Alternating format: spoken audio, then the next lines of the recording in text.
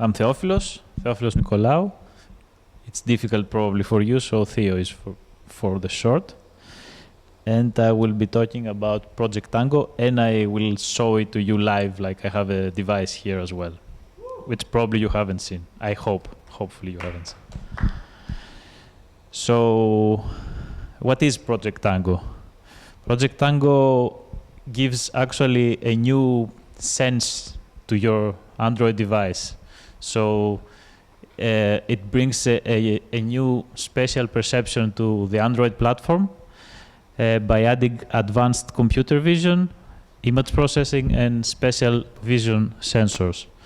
And in plain words, what does this do to your device? It gives you the ability to navigate to the physical world more or less like we humans do. So to do that, it uses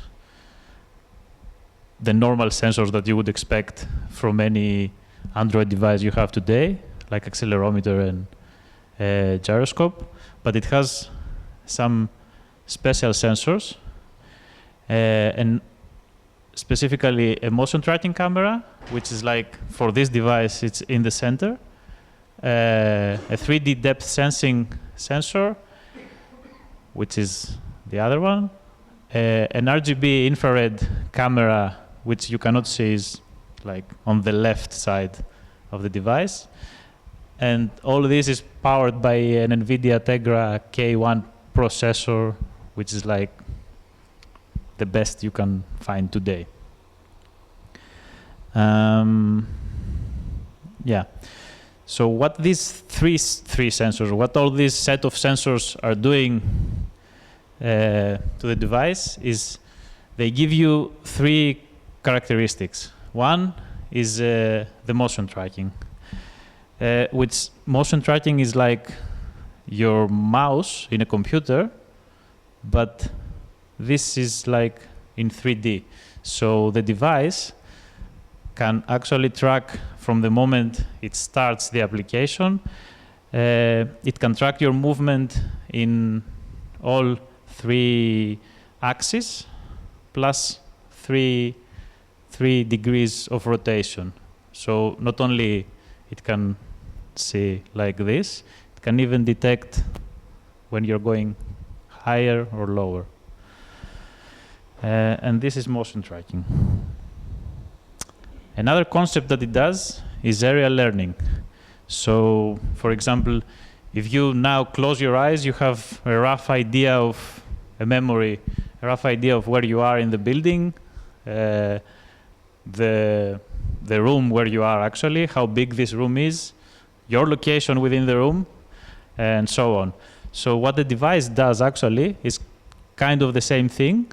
It learns the area, and it uses visual landmarks, which recognizes them, and then it can place itself correctly in the known location. And finally, it uses the depth sensor, which actually it utilizes infrared signals, and with that, it can actually measure distance to different points in space. And with that, you can actually detect the floor, the ceiling, items, furniture in a room, and even interact with the user space. Sorry. Yes. Currently, supported languages and platforms, like they have an SDK. Of course, it runs on Android, right? They have an SDK for Java and C, native code, and an SDK for Unity to create applications. And how it actually works, in the Tango-enabled devices, there is a service, which it's Google proprietary service, which you actually used in combination with the SDK to get whatever information, all this spatial information to use in your application. Possible use cases for this. Possible use cases include indoor navigation, which is like a really nice thing. People want that, apparently. Augmented reality games, so they actually focus a lot on augmented reality. Even automatic navigation of drones and robots. So you probably have seen, or you can find a video where someone from Google is talking about having a Tango-enabled device and use it on robots that could actually navigate in the International Space Station by themselves to do whatever work. Also, we can see some more from the video for the people that haven't seen it that was shown in Google I/O. How do you do that here? Okay.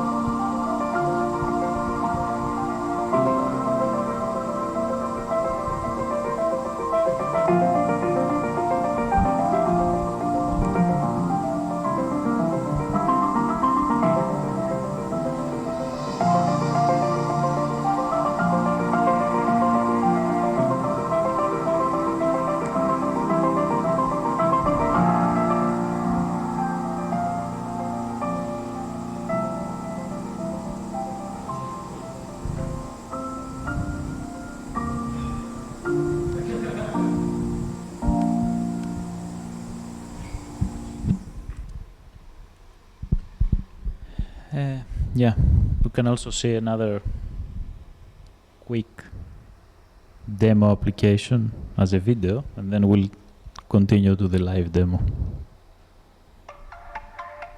This doesn't need.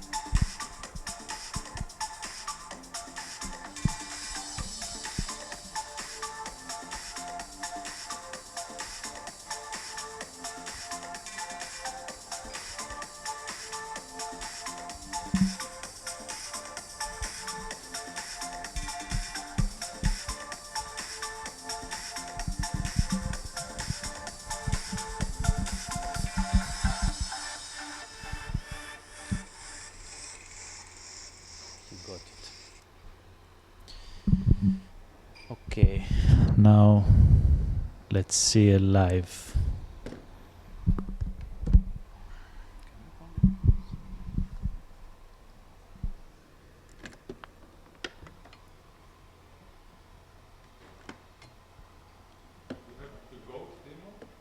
Sorry? The goat? Do you have the goat? Gold. There is a goat demo. Did you see that here? No. And no. Like there, many of them are games, right? But and some of them that you saw are not available. So they're kind of proprietary.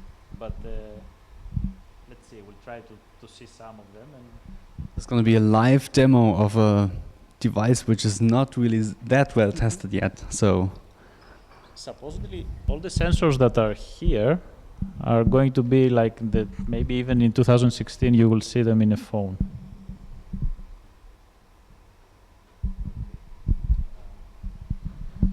So yeah, one simple application they have is that you can measure distances.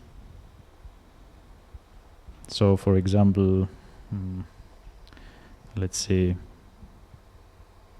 from this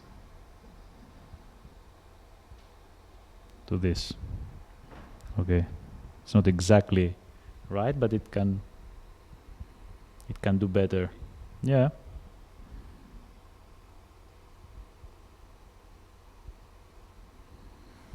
can So- you measure me? Can you measure me? Come on. Yeah. The thing is that it needs to be, it works better with stuff that are easily recognized, right? I can try, but.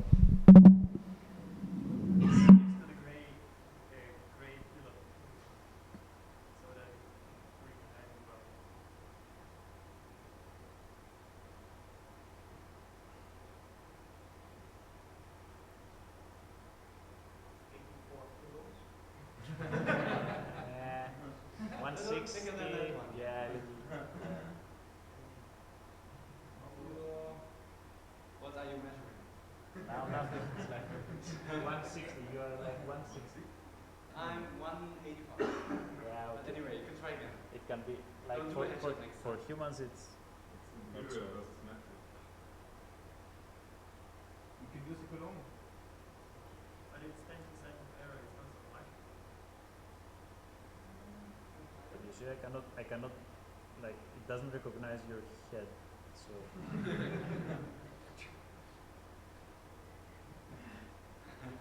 Anyway, Okay, so, but it's pretty accurate, like if I measure.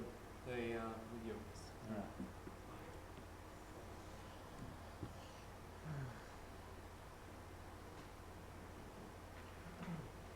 Let's try again with the video.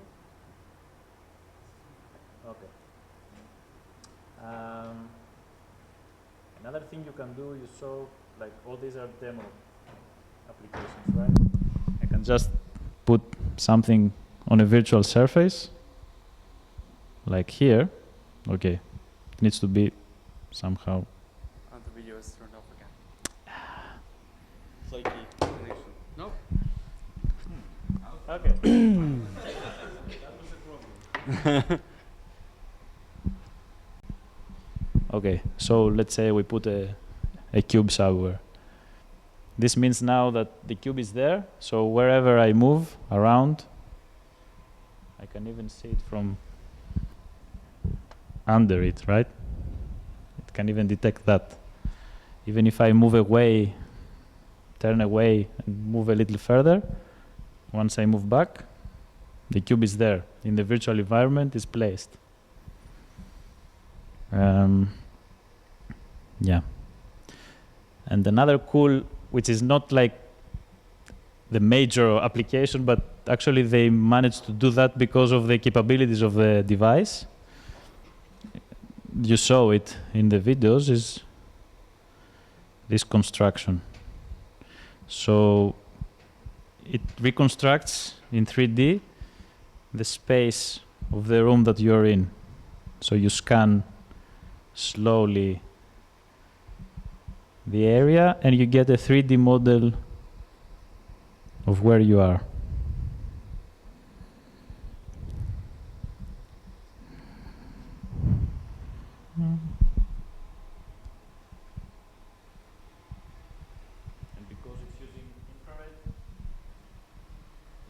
works better with surface that can actually reflect infrared. So glass won't work so much, and this is glass, but still.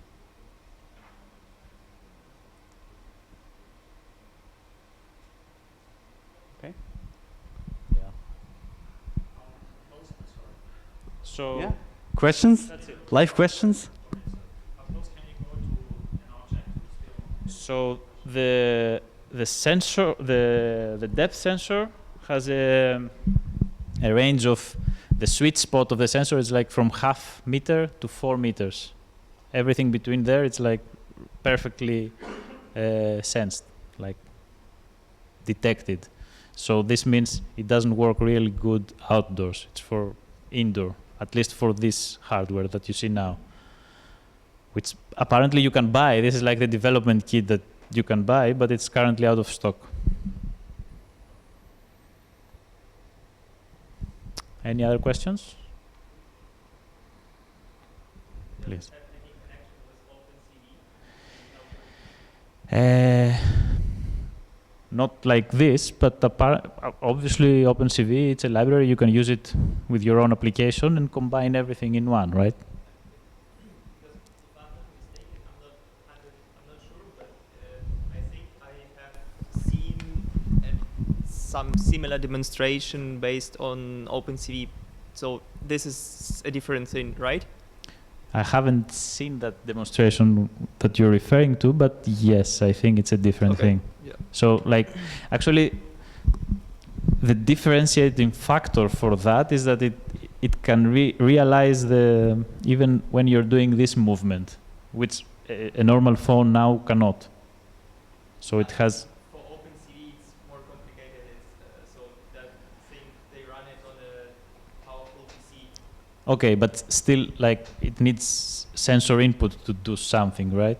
So what kind of sensor? Otherwise, the only thing I know is OpenCV is mainly image processing, not image processing, but anyway, it has algorithms that you can apply, right? Mainly for image processing, but okay. Next question.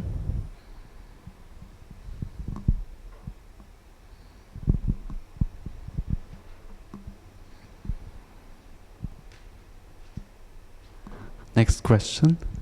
No questions. Okay. Okay. So does anybody have an idea of what purpose you would use it What can for? we do it? Well, actually, was the question: are you personally doing something with it? Is there some project going on right now? What you are pursuing, or? Like not personally me, but yeah, the company that I work for is like investigating this. So, does anybody have ideas what he would do with this if he had this in his phone? Does anybody play 3D person shooters? Maybe? Nobody? Okay. Everyone is working, no one is playing. Everyone is working. Angry Birds in the 3D environment, I would say. Yeah. That actually also that you may have seen in the Google I/O this year. The guy actually created a virtual environment on stage, and he was able to see through that, like, and navigate. And you have a virtual gaming environment where you create your own, let's say, gaming stage, and you play. To the question what to do with it, autopilot for cars and for drones delivering pizza. Actually, yeah, this is the kind of the same. They try to use the same technology and algorithms that they use for the Google car, just a little more condensed into one device for personal use. Okay, I would say last question, If it exists. if it exists, or one last idea maybe. I would 3D scan my beer, I guess, after the event. Okay. Actually, we can because we have the device with us. Yeah, you can that's have nice. a closer look Yeah. afterwards. So if maybe you if want. someone wants to play a little bit around with the device, I don't know if he allows that, but maybe. Here you Cool. mean like to use it? Yeah, of course. Yeah, to use it once would be cool. So okay, thanks to Theo for the talk.